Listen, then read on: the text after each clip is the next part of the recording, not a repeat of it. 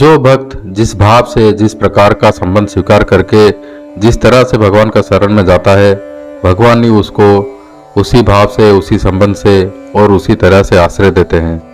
भक्त अगर भगवान को अपना गुरु मानता है तो वो श्रेष्ठ गुरु हैं, शिष्य मानता है तो वो श्रेष्ठ शिष्य हैं, पिता माता मानता है तो वो श्रेष्ठ माता पिता, पुत्र मानने से श्रेष्ठ पुत्र, भ्राता मानने से श्रेष्ठ भ्राता, सखा मानने से श्रेष्ठ सखा और सेवक मानने से श्रेष्ठ सेवक बन जाते हैं।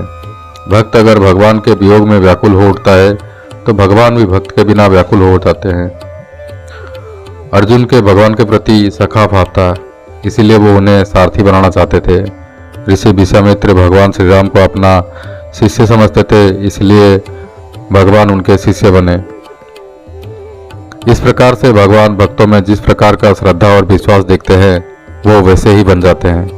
सच में ये उनका असामान्य उदारता, दयालु भाव और आत्मीय भाव है।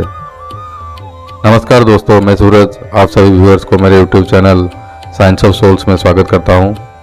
आज की वीडियो में हम भगवत गीता के पहले अध्याय का अंतिम 45वां, 46वां और 47 श्लोक के अर्थ को समझेंगे। इन श्लोकों में अर्जुन श्री भगवान को युद्ध करने के कुपरिणामों के बारे में समझाते हुए व्याकुल हो रहे हैं। तो दोस्तों चलिए सबसे पहले 45वां श्लोक को रिसेट करते हैं। अहो बत महत् पापम कर्तुम व्यवसिता वयम जत राज्य सुख लोभेन हंतुम स्वजनम उद्यतः। अर्थ: बड़े आश्चर्य और दुख की बात है कि हम लोगों ने घोर पाप करने का निश्चय कर लिया है। राज्य और सुख के लोभ में अपने स्वजनों को मारने के लिए प्रस्तुत हो गए हैं। व्याख्या: अहो बत स्वजनम उद्यतः। ये दुर्योधन आदि दुष्ट हैं, इनका धर्म के प्रति दृष्टि नहीं है, इनके ऊपर लोभ सवार हो उठा है, इसलिए ये लोग युद्ध के लिए प्रस्तुत हैं। इसमें कोई बड़ी बात नहीं है, लेकिन हम तो धर्म अधर्म, कर्तव्य अकर्तव्य, पाप पुण्य के बारे में जानते हैं। ये सब बातें जानते हुए भी हम लोग घोर पाप करने का निर्णय ले चुके हैं। इतना ही नहीं, युद्ध में अपने स्वजनों को मारने के लिए अस्त्र शस्त्र पकड़ के तैयार खड़े हैं। हमारे लिए बड़े आश्चर्य और दुख की बात है, अर्थात ये सर्वथा अनुचित है। हम जो जानते हैं, शास्त्रों से सुने हैं, गुरुजनों से तालीम लिए हैं और अपने जीवन को सुधारने के लिए जो विचार किए हैं, उन सब को अनादर करके आज हम युद्ध जैसा महापाप करने के लिए संकल्प ले चुके हैं। इस श्लोक में ओहो और बत दो शब्द हैं। इनमें से ओहो शब्द आश्चर्य का वाचक है। आश्चर्य का विषय है युद्ध के वजह से होने वाले अनर्थ परंपरा के बारे में जानते हुए भी हम लोग युद्ध जैसा घोर पाप करने के लिए दृढ़ निश्चय कर लिए हैं। बत शब्द से खेद या खेद का सूचक है। दुख की बात है, चंद दिनों का राज्य और सुख के लोभ में हम अपने संबंधियों को मारने के लिए प्रस्तुत हो गए हैं। पाप करने के लिए निश्चय करना और स्वजनों को मारने के लिए प्रस्तुत होने में सिर्फ राज्य और सुख की लोभ ही एकमात्र कारण है। कहने का अर्थ है, युद्ध में हम विजय हुए तो हमें राज्य और भोग मिल जाएगा, हमें आदर सत्कार मिलेगा, हमारा महत्व बढ़ जाएगा, समग्र राज्य पर हमारा प्रभाव रहेगा, हर तरफ हमारा आदेश काम करेगा, हमारे पास इतने धन आ जाएंगे जिससे हम अपने मन के अनुसार भोग और सामग्री एकत्रित कर पाएंगे। ऐसे राज्य और सुख का लोभ ने हमें ग्रसित किया है। हमारे जैसे अच्छे मनुष्यों के लिए ये सर्वथा अनुचित है। इस श्लोक में अर्जुन कहना चाहते हैं कि अपने सत विचार और ज्ञान को आदर देने से ही शास्त्र और गुरुजनों के वचन निभा सकते हैं, लेकिन जो मनुष्य अपने सत विचारों को अनादर करता है वो शास्त्र, गुरुजन और सदुपदेश को सुन के भी सिद्धांतों के अनुसार कर्म नहीं कर पाता। अपने सत विचार को निरादर और तिरस्कार करने से सत विचार आना बंद हो जाता है। ऐसे स्थिति में मनुष्यों को दुर्गुण दुराचार करने से कौन रोकेगा। यहाँ युद्ध रूपक क्रिया के ऊपर अर्जुन की दृष्टि है। वो युद्ध रूपक क्रिया को दोष समझकर उससे पीछा छुड़ाना चाहते हैं, लेकिन असल में दोष क्या है उसके और अर्जुन की दृष्टि नहीं है।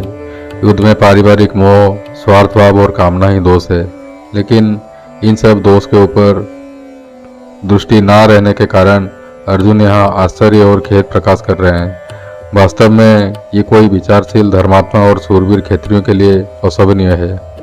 आश्चर्य और खेद में डूबे हुए अर्जुन इस 46वें श्लोक में अपने युक्तियों के अंतिम निर्णय सुना रहे हैं। यदिमाम अप्रतीकारम अस्त्र शस्त्रम शस्त्रपाणयः धर्तराष्ट्राहारणे हन्युः तत्मे क्षमतरम भवेत्। अर्थ, अगर हाथ में अस्त्र शस्त्र लिए हुए इन धृतराष्ट्र के पक्ष के लोग रणभूमि में प्रतिकार रहित और अस्त्र रहित मुझे मार भी दें, फिर भी वो मेरे लिए बहुत हितकारी होगा। व्याख्या, यदि माम क्षमतरम भवेत्। अर्जुन बोल रहे हैं, अगर मैं युद्ध से हमेशा निवृत्त रहूंगा तो हो सकता है ये दुर्योधन आदि भी युद्ध नहीं करेंगे। हम अगर कुछ नहीं चाहेंगे और युद्ध नहीं करेंगे तो ये लोग क्यों युद्ध करेंगे।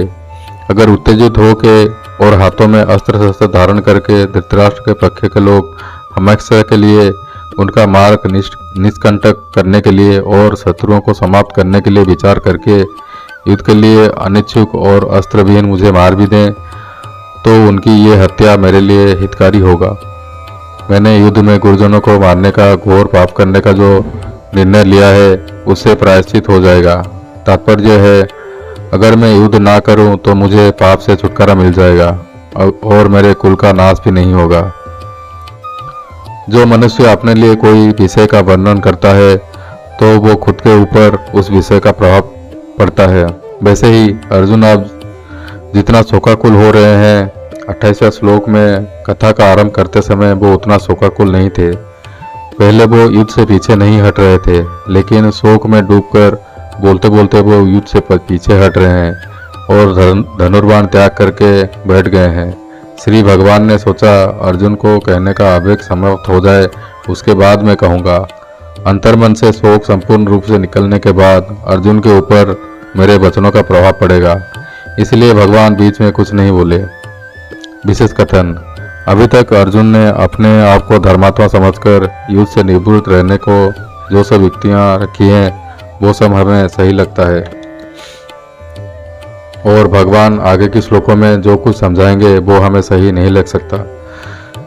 इसका कारण है मनुष्य जिस स्थिति में रहता है वो उसी स्तर या श्रेणी की बातों को समझता है। उसको उच्च स्तरों की बातों को वो नहीं समझ सकता। अर्जुन के भीतर पारिवारिक मोह है और वो उसी मोह में आविष्ट होकर धर्म और साधुता के बारे में अच्छी अच्छी बातें बता रहे हैं। जीव के कल्याण करना भगवान का उद्देश्य है। भगवान के ये उच्च स्तर का दृष्टि को संसार में डूबा हुआ मनुष्य नहीं समझ सकता, इसलिए वो सोचेंगे भगवान ने अर्जुन को युद्ध में प्रवृत्त करा के ठीक नहीं किया। असल में भगवान के द्वारा युद्ध नहीं करा रहे हैं, बल्कि उन्हें वो कर्तव्य का ज्ञान दे रहे हैं। अर्जुन को कर्तव्य के रूप में युद्ध स्वतः प्राप्त हुआ था।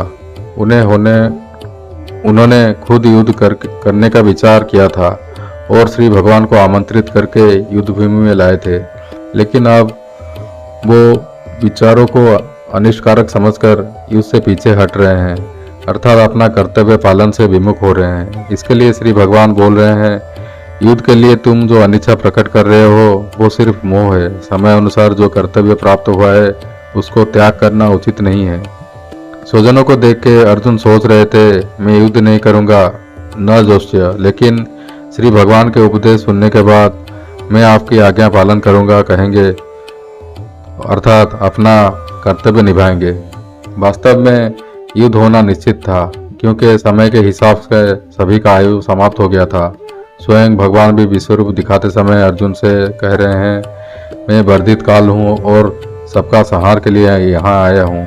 तुम्हारे युद्ध ना करने से भी विपक्ष का ये योद्धा जीवित नहीं रहेंगे। अगर अर्जुन युद्ध नहीं करेंगे तब भी युधिष्ठिर भीम आदि युद्ध करेंगे। द्रौपदी ने भी कहा है, अगर मेरे पति युद्ध नहीं करेंगे तो मेरे पिता द्रुपद, मेरे भाई धृष्टद्युम्न और मेरे 5 पुत्र अभिमन्यु कौरवों के साथ युद्ध करेंगे। ऐसे ही बहुत से कारणों की वजह से युद्ध रोकना संभव नहीं था। भविष्य में क्या होगा वो हमें पता नहीं है, फिर भी अपना कर्तव्य पालन करके मनुष्य अपना उद्धार कर सकता है और कर्तव्य से पीछे हटके अपना पतन भी कर सकता है। तात्पर्य है मनुष्य अपना अच्छा और बुरा करने में स्वतंत्र है। इसलिए श्री भगवान अर्जुन को ज्ञान दे के मनुष्य को उपदेश दे रहे हैं कि सभी मनुष्यों को शास्त्र के आज्ञा अनुसार अपना कर्तव्यों का पालन करना चाहिए, उससे कभी पीछे नहीं हटना चाहिए। पूर्व श्लोक में अर्जुन अपने युक्तियों को रखने के बाद अर्जुन अब क्या कर रहे हैं वो संजय अब इस 47वां श्लोक में बता रहे हैं। संजय उवाच एवमुक्त्वा अर्जुन संखे रथोपस्थ उपाविशत् विसृज्य ससरं चापम शोको संगीप्न मानसः। अर्थ, संजय बोले, इस तरह कहने के बाद अर्जुन धनुर्बाण त्याग करके युद्ध भूमि में रथ के मध्य भाग में बैठ गए। व्याख्या, एवं उक्त्वा अर्जुन शोको संविघ्न मानसः। युद्ध करना सभी अनर्थों का मूल कारण है। युद्ध करने से यह लोक में कुल का नाश होगा, परलोक में नरक की प्राप्ति होगी आदि युक्ति और प्रमाण दर्शा के शोकाकुल मन से अर्जुन युद्ध न करने का दृढ़ निश्चय कर लिए। जिस रणभूमि को वो बहुत उत्साह के साथ आए थे उसी रणभूमि में अपने बाएं हाथ से गांडीव धनुष और दाएं हाथ से बाणों को नीचे रख दिए और रथ के मध्य भाग में बैठ गए। अर्थात दोनों सेनाओं के देखने के लिए जहां खड़े थे वहां शोकाकुल होकर बैठ गए। अर्जुन के अंदर मोह व्याप्त होने के कारण वो युद्ध से उपरीत हो रहे हैं और अपने मृत्यु में भी हित देख रहे हैं। अंत में मोह के कारण धनुर्बाण त्याग करके विषादमग्न होकर बैठ गए हैं।